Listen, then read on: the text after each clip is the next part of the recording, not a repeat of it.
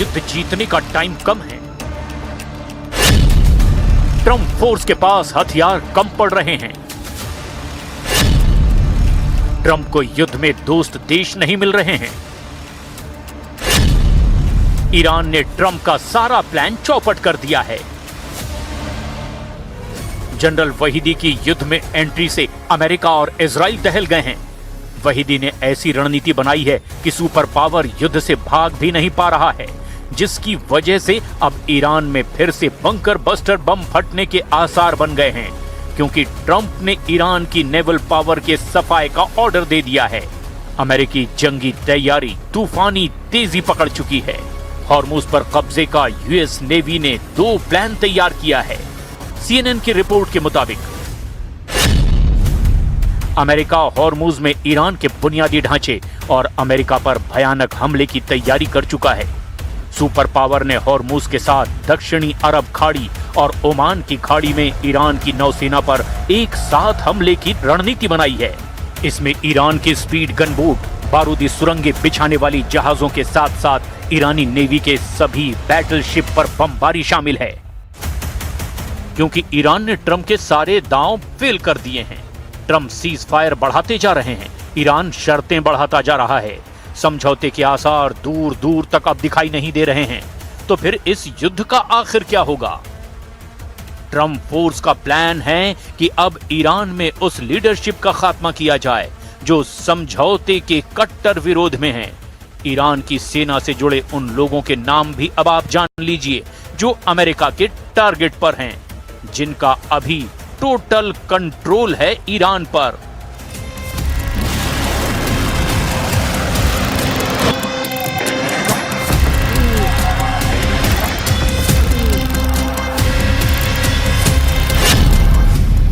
Brigadier general Ahmad Vahidi, commander in chief IRGC।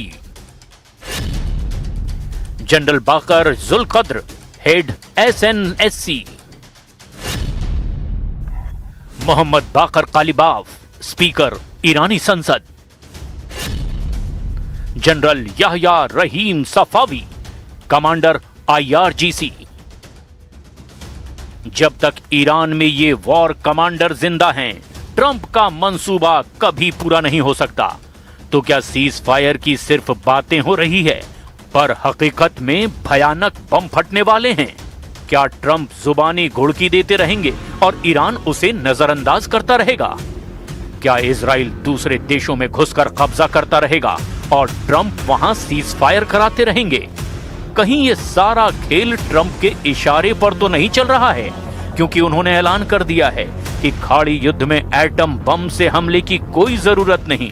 Trump ने यह भी कहा कि एटम बम धमाके की जरूरत दिखाने की परमिशन किसी को नहीं मिलनी चाहिए।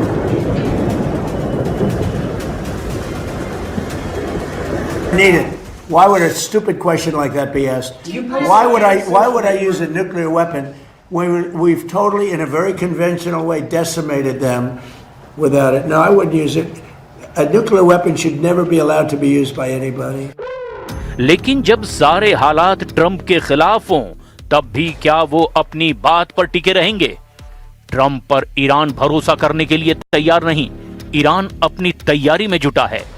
ईरान की लीडरशिप ने ट्रंप को 2 टूक जवाब दिया है कि हॉर्मुज में उनकी नाकाबंदी जब तक जारी रहेगी, समझौते पर ईरान कोई बात नहीं करेगा। ईरान के विदेश मंत्रालय के प्रवक्ता इस्माइल बाघेई ने कहा कि एटमी हथियारों का मुद्दा फ्लॉप हो चुका है। ट्रंप को अब खाड़ी में कहीं भी युद्ध का लाइसेंस नहीं मिलेगा और अगर समझौता करना है तो अमेरिका को सभी फ्रंट पर ईरान की शर्त माननी ही होगी।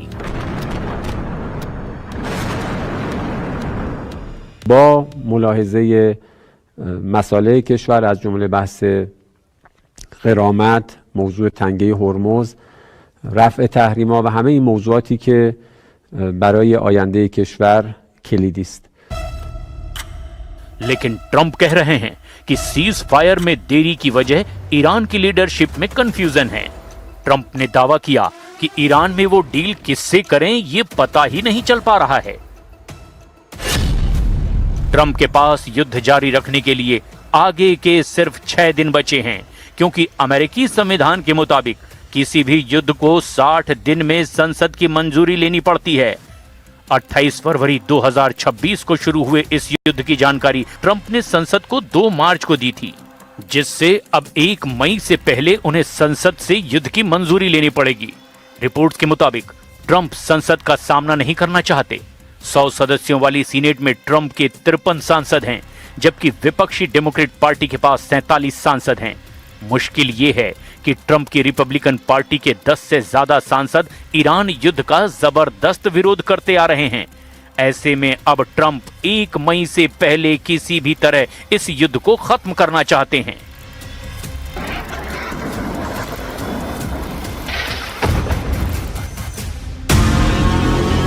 ट्रंप के पास दूसरा ऑप्शन ये है कि वो 30 दिन का एक्स्ट्रा टाइम ले सकते हैं, लेकिन इस टाइम में अमेरिकी सैनिकों की घर वापसी जरूरी होगी, ना कि युद्ध। इस बार ट्रंप 60 दिन की टाइमलाइन को पार करते हैं तो फिर उनकी पार्टी को जोरदार झटका लगना बिल्कुल तय माना जा रहा है।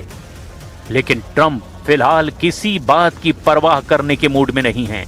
उन्होंने कहा है कि ईरान डील करता है तो ठीक, नहीं तो वहां कुछ सलामत नहीं बचेगा।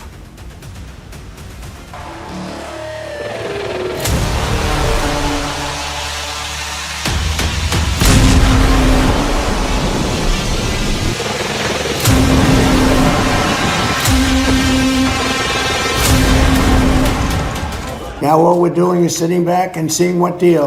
And if they don't want to make a deal, then I'll finish it up militarily with the other 25% of the targets. We've hit. Trump भले ही वेट एंड वॉच का मन बना चुके हैं, लेकिन इजराइल लेबनान में फुल फोर्स में हमलों को शुरू कर चुका है। बॉर्डर से बेरूत तक इजराइल ने बम विस्फोट की झड़ी लगा रखी है। इजराइल का टारगेट ईरान के साथ उसके समर्थित लड़ाका ग्रुप हैं। इजराइल सभी का सफाया करके पूरी तसल्ली कर लेना चाहता है, लेकिन लड़ाई जैसे जैसे जमीन पर आती जा रही है, वैसे वैसे सुपर पावर की धुकधुकी भी बढ़ती जा रही है, क्योंकि दूसरे राउंड में ईरान जबरदस्त पलटवार के लिए तैयार है। इसी वजह से ट्रंप अब नेटो फोर्स को युद्ध में आने का लास्ट चांस दे रहे हैं। उन्होंने दूसरे राउंड के युद्ध में नेटो फोर्स की एंट्री के लिए उकसाया है। ट्रंप ने धमकी दी है, अब युद्ध में नेटो देशों ने मदद नहीं पहुंचाई तो अमेरिका सबक सिखाएगा।